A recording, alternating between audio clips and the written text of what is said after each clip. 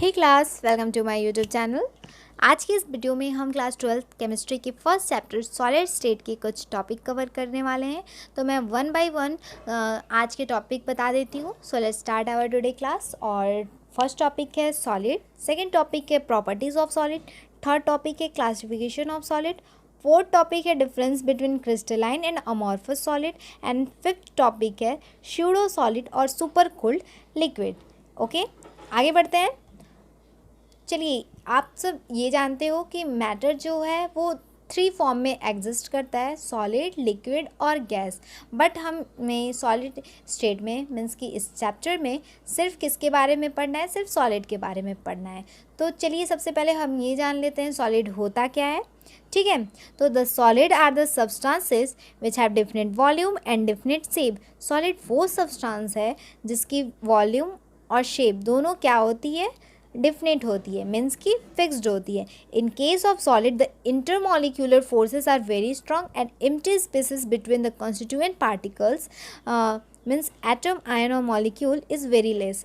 क्या होता है सॉलिड के केस में, जो इंटरमॉलिक्यूलर फोर्सेस होते हैं जो कॉन्स्टिट्यूएंट पार्टिकल्स के बीच में लगते हैं, वो क्या हो जाते हैं, वो काफ़ी ज़्यादा स्ट्रॉन्ग होते हैं।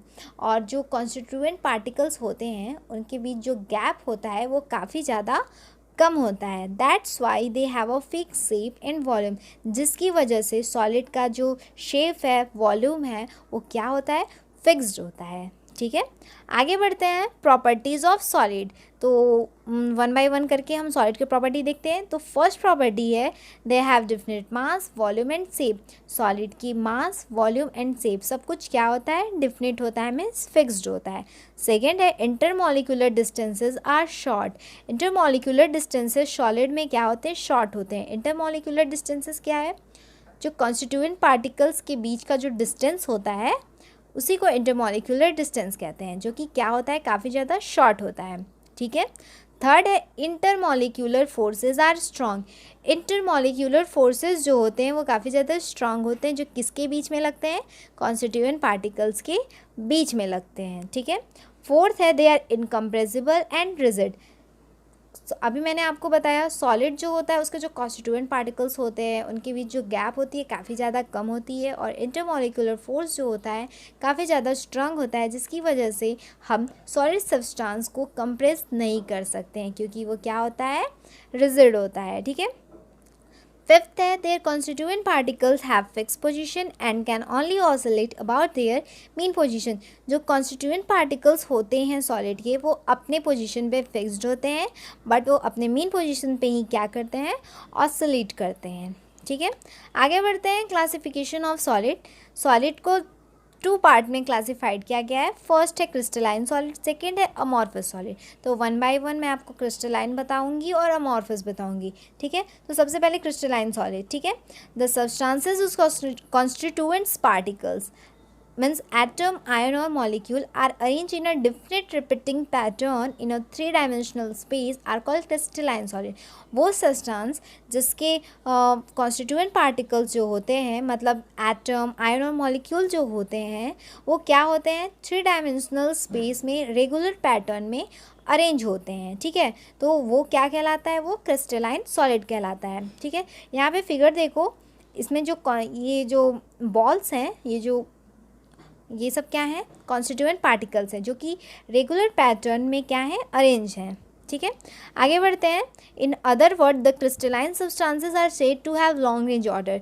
क्रिस्टलाइन सब्सटेंसेस को लॉन्ग रेंज ऑर्डर भी कहा जाता है। अब मैं आपको बता देती हूँ कि लॉन्ग रेंज ऑर्डर का मतलब क्या है, which means that there is a regular pattern of arrangement of particle.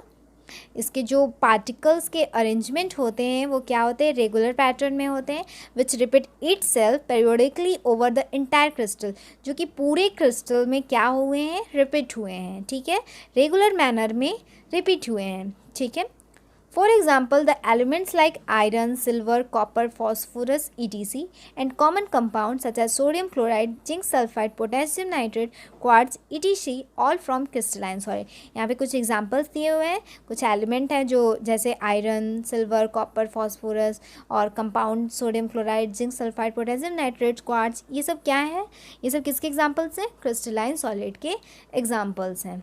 ठीक है, आगे देखो amorphous solid, the substances whose constituent particles means atom, ion or molecule are not arranged in any regular arrangement are called amorphous solid. जो substances जिसके जो constituent particles होते हैं, मतलब एटम, आयन और मॉलिक्यूल जो होते हैं वो रेगुलर अरेंजमेंट में नहीं होते हैं, वो क्या कहलाता है? अमॉर्फस सॉलिड कहलाता है. अमॉर्फस का मतलब ही होता है नो फॉर्म. ओके, आगे देखो. In other words, the amorphous solid are said to have short range order.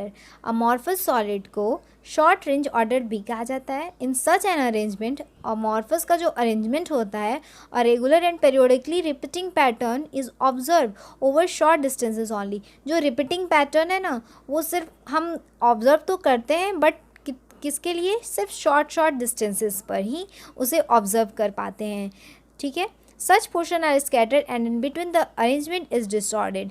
क्या होता है? जो पोर्शन होता है, जो अरेंजमेंट होता है वो स्कैटर हो जाता है, और जो अरेंजमेंट हमें अमॉर्फस में देखने को मिलता है वो क्या मिलता है? डिसऑर्डर. ठीक.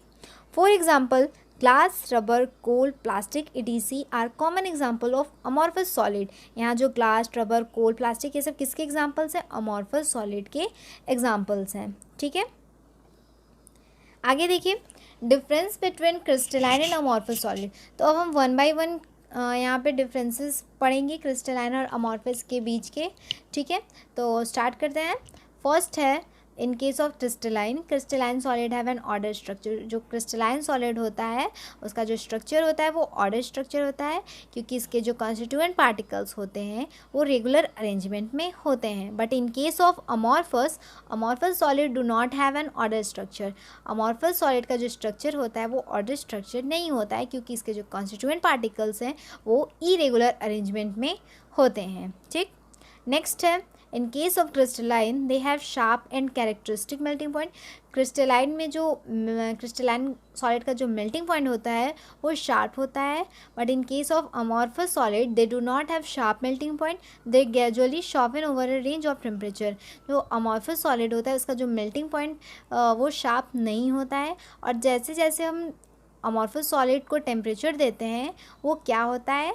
सॉफ्ट होते जाता है. ठीक है.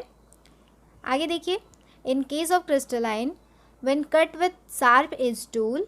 जब हम क्रिस्टलाइन सॉलिड को किसी शार्प टूल से कट करते हैं, they split into 2 pieces and the newly generated surfaces are plane and smooth.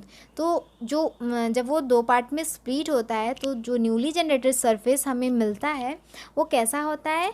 Plane and smooth होता है. मीन्स कि रेगुलर सरफेस हमें मिलता है क्रिस्टलाइन के केस में. But in case of amorphous when cut with a sharp edge tool, but जब हम अमॉर्फस सॉलिड को किसी शार्प टूल से कट करेंगे तो दे कट इनटू 2 पीसेस, तो वो 2 पीसेस में कट हो जाएगा. बट जो सरफेस हमें मिलेगा, जो न्यूली जनरेटेड सरफेस मिलेगा वो कैसा होगा? इरेगुलर सरफेस होगा. ठीक है. आगे देखिए, क्रिस्टलाइन सॉलिड जो होता है वो एनआइसोट्रॉपिक होता है नेचर में, और जो अमॉर्फस होता है वो आइसोट्रॉपिक होता है नेचर में. अब एनआइसोट्रॉपिक और आइसोट्रॉपिक क्या होता है ये मैं आपको आगे एक्सप्लेन करूँगी. ठीक है. तो आगे देखो, they are true solid. Crystalline solid को ट्रू सॉलिड भी कहा जाता है, और अमॉर्फस सॉलिड को स्यूडो सॉलिड और सुपर कूल्ड लिक्विड कहा जाता है. ठीक है. यहाँ पे क्रिस्टलाइन के एग्जांपल्स हैं copper, silver, iron, zinc sulphide, common salt, potassium nitrate etc. और अमॉर्फस के क्या एग्जांपल्स हैं? Glass, rubber, plastic etc. ठीक है. आगे देखिए, चलिए अब मैं आपको एक्सप्लेन कर देती हूँ एनाइसोट्रॉपिक क्या होता है और आइसोट्रॉपिक क्या होता है. The substances which show different physical property means electrical conductivity, thermal conductivity, refractive index etc. in different direction are called anisotropic substances. जो substances मतलब जिन substances के फिज़िकल प्रॉपर्टी, मतलब कि फिज़िकल प्रॉपर्टी से मतलब है electrical conductivity, thermal conductivity, refractive index जो हैं वो डिफरेंट फिज़िकल प्रॉपर्टी शो करेंगे डिफरेंट डायरेक्शन में, वो क्या कहलाएंगे? एनआइसोट्रॉपिक सब्सटेंसेस कहलाएंगे. ठीक है. और आइसोट्रॉपिक क्या होता है? The substances which show same physical property means electrical conductivity, thermal conductivity, refractive index etc. In all direction are called isotropic substances. तो जो सब्सटेंसेस वे सब्सटेंसेस जिनकी जो फिज़िकल प्रॉपर्टी है वो सभी डायरेक्शन में क्या होती है, सेम होती है। मतलब जो electrical conductivity, thermal conductivity, refractive index जो है क्या है, सेम होगी। वो कौन से सब्सटेंसेस कहलाएंगे, आइसोट्रॉपिक सब्सटेंसेस कहलाएंगे। तो आप समझ गए एनिसोट्रॉपिक क्या है और आइसोट्रॉपिक क्या है। एनिसोट्रॉपिक जिसकी फिजिकल प्रॉपर्टी डिफरेंट शो होगी डिफरेंट डायरेक्शन में, वो एनिसोट्रॉपिक है। और जिसकी सेम फिजिकल प्रॉपर्टी शो होगी ऑल डायरेक्शन में, वो क्या है, आइसोट्रॉपिक है। ठीक है, आगे बढ़ते हैं। स्यूडो सॉलिड और सुपरकूल लिक्विड। लाइक लिक्विड की तरह ही amorphous solid have a tendency to flow. Amorphous solid के पास भी फ्लो करने की टेंडेंसी होती है। Therefore sometime there are called pseudo solid और सुपरकूल लिक्विड, जिसकी वजह से कभी कभी इसे स्यूडो सॉलिड और सुपरकूल लिक्विड भी कहा जाता है। Glass is a common example of pseudo solid and pitch is another example of this solid. तो यहाँ पे मैंने 2 एग्जाम्पल दिया है, ग्लास और पिच, जो कि कॉमन एग्जाम्पल्स हैं किसके, स्यूडो सॉलिड के। ठीक है, आगे देखिए। Pseudo solid possesses the following characteristics. तो यहाँ पे हम 1 बाय 1 करके कुछ स्यूडो सॉलिड की कैरेक्टरिस्टिक पढ़ेंगे। तो फर्स्ट कैरेक्टरिस्टिक क्या है, दे do not have sharp melting point. जो स्यूडो सॉलिड की मेल्टिंग पॉइंट होती है वो ज़्यादा शार्प नहीं होती है, बट हम जब जैसे जैसे इसको टेम्परेचर देते हैं ये क्या होता है, सॉफ्ट होते जाता है। सेकेंड है, they can be easily distorted by applying force. जब हम इस पर फोर्स अप्लाई करेंगे तो ये ईजिली क्या हो जाएगा, डिस्टॉर्टेड हो जाएगा। ठीक है ना। थर्ड है, they can flow slowly under their own wait and loss shape. ये अपने खुद की वेट की वजह से क्या होता है, स्लोली फ्लो होने लगता है और अपने शेप को क्या करता है, लॉस कर देता है। सो गाइज़, आज की वीडियो में बस इतना ही, और आगे के टॉपिक्स हम नेक्स्ट वीडियो में कवर करेंगे। तब तक के लिए bye bye and take care.